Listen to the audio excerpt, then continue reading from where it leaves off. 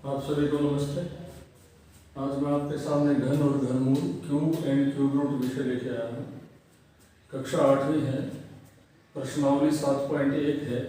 प्रश्नावली करें इससे पहले हम जरा समझने का प्रयास करेंगे कि घन क्या होता है। मैंने एक चार्ट के द्वारा एक चित्र बनाया। इस चित्र को देखने से स्पष्ट लगता है जैसे कोई चाट का डिब्बा हो या कोई चाय पत्ती का डिब्बा, जैसे Taj Mahal T, red label T या अन्य कोई चाय पत्ती का डिब्बा, वो वास्तव में इसी आकृति का होता है और यह आकृति घन के जैसी होती है। अब आपको समझ आ गया होगा घन क्या होता है। मैंने उदाहरण स्वरूप बताया, एक चाय का डिब्बा या चाय पत्ती का डिब्बा, दोनों के दोनों घन के ही उदाहरण हैं। हमने कुछ संख्याओं का घन भी निकाल के प्रयास किया समझाने का। एक घन को घात 3 के द्वारा प्रदर्शित किया जाता है। एक की घात 3, 1 की पावर 3 का मतलब 1 गुणा 1 गुणा 1 यानी 1 का घन 1 होता है। 2 की घात 3 यानी 2 गुणा 2 गुणा 2 यानी 3 बार इसको गुणा करेंगे 8 होता है। इसी प्रकार 3 की घात 3, 3 गुणा 3 गुणा 3 यानी 27 होता है। इसी प्रकार 4 की घात 3, 4 गुणा 4 गुणा 4 यानी 64 होता है। 5 की घात 3 125 होता है। 6 की घात 3 216 होता है। 7 की घात 3 243 होता है। 8 की घात 3 512 होता है। 9 की घात 3 729 होता है और 10 की घात 3 1000 होता है। तो ये था घन।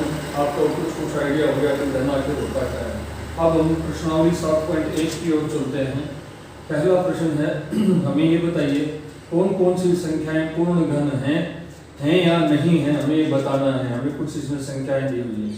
पहले प्रश्न का पहला पार्ट था, उसकी संख्या थी 216। हमने उसको 3 से भाग दिया 72 आया, फिर 3 से भाग दिया 24 आया, फिर 3 से भाग दिया 28 आया, फिर 2 से भाग दिया, यहाँ पर 4 आना चाहिए था, यहाँ पर 2 से भाग दिया तो यह 4 आना चाहिए था, ये 4 आया,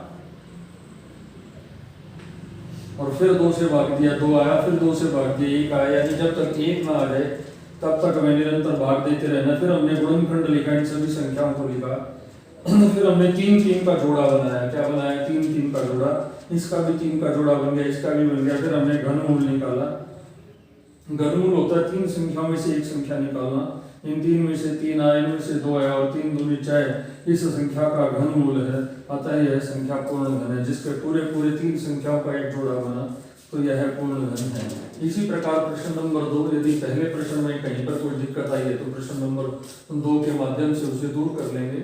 हमें दी गई संख्या 128, 2 से भाग दिया 64 आया, फिर 2 से भाग दिया 32 आया, फिर 2 से भाग दिया 16 आया, फिर 2 से भाग दिया 8 आया, फिर 2 से भाग दिया 4 आया, फिर 2 से भाग दिया 2 आया और 2 से भाग दिया तो 1 आया। फिर हमने गुणनखंड निकाला, सभी संख्याओं को लिखा, हमने गिन लिया 1 2 3 4 5 6 7, 7 बार 2 है, 3 का जोड़ा बनाए। एक 3 संख्याओं का पेड़ इधर से बना, एक 3 संख्याओं का जोड़ा इधर से बना, लेकिन एक 3 फिर भी बच गया। यदि कोई संख्या बच जाती है तो इसका मतलब यह संख्या पूर्ण घन नहीं है। इसी प्रकार पहले प्रश्न में 2 पार्ट और भी दिए गए हैं जो हमें खुद करने हैं। यह था प्रश्न नंबर 1। अब आइए हम प्रश्न नंबर 2 करते हैं। इस प्रश्न में दिया है वह छोटी से छोटी संख्या बताओ जिसे यदि भाग दे दें तो वह संख्या पूर्ण घन बन जाए। क्या बन जाए? पूर्ण घन बन जाए। यहाँ आना चाहिए था भाग की बजाय गुणा कर दें। जिसे हम यदि गुणा कर दें तो वह संख्या क्या बन जाए? पूर्ण घन बन जाए। आइए प्रश्न नंबर 2 का पहला पार्ट है, 243 हमें दिया है। 3 से भाग दिया 81 आया, फिर 3 से भाग दिया 27 आया, फिर 3 से भाग दिया 9 आया, फिर 3 से भाग दिया 3 आया, फिर 3 से भाग दिया 1 आया और हमने गुणनखंड लिखा 1 2 3 4 5। 3 जो है 5 बार है, 3 का एक जोड़ा बनाया तो 2 3 बच गए। इनका 3 संख्याओं का पेयर नहीं बन पाया, 3 संख्याओं का जोड़ा नहीं बना। तो अब हमें कौन सी संख्या चाहिए? किससे गुणा कर दें? इनके साथ एक 3 और जुड़ जाए तो इसका भी जोड़ा बन जाएगा, इसका भी पेयर बन जाएगा, इसका भी घनमूल पूरा आ जाएगा, यह भी पूर्ण घन बन जाएगा। तो छोटी से छोटी संख्या हमसे पूछी थी, वह कितनी बनी? 3 बनी इस प्रश्न में। तो यह दूसरे का पहला पार्ट था। इसी के जैसे इसके 3 पार्ट हो रहे, आपको खुद करने हैं। अब प्रश्न संख्या 3 जो है वह भी इसी के जैसा, लेकिन एक थोड़ा सा चेंज है। इसमें ये कहा गया है वह छोटी से छोटी संख्या बताओ जिससे यदि भाग देंगे तो दी गई संख्या क्या बन जाए? पूर्ण घन, यानी पूरा क्यूब बन जाए, यानी 3 संख्याओं का पूरा जोड़ा बन जाए। हमें पहले पार्ट में, तीसरे प्रश्न के पहले पार्ट में दिया है संख्या 81। 3 से भाग दिया 27 आया, फिर 3 से भाग दिया 9 आया, फिर 3 से भाग दिया 3 आया, फिर 3 से भाग दिया, 1 आया, पूर्णखंड सारे लिख दिए। 3 संख्याओं का एक जोड़ा बना, 2 संख्याएं यहाँ बच गई। यदि एक संख्या और होती तो पूर्ण घन बन जाता, नहीं बट एक और हमारे पास और नहीं है, तो हमें अब छोटी से छोटी संख्या निकालनी है। इसको किससे भाग दें, तो 3 गुणा 3, हमारे पास ये दोनों ही फालतू है, तो 3 3 9 होता है। यदि इस संख्या को 9 से भाग दे देंगे तो यह संख्या पूर्ण घन बन जाएगी, यानी 3 3 का पूरा जोड़ा बन जाएगा। तो इस प्रकार हमें अंदाजा होगा कि घन क्या होता है। घन माने किसी भी संख्या की घात 3 और घनमूल माने 3 संख्याओं के जोड़े में से एक संख्या बाहर निकालनी। जैसा हमने यहाँ पर इस पहले प्रश्न में लिखा था, 3 के जोड़े में से 3 आया, 2 में से 2 आया, 3 को 2 से गुणा कर 6 आया, तो 216 का घनमूल हुआ 6।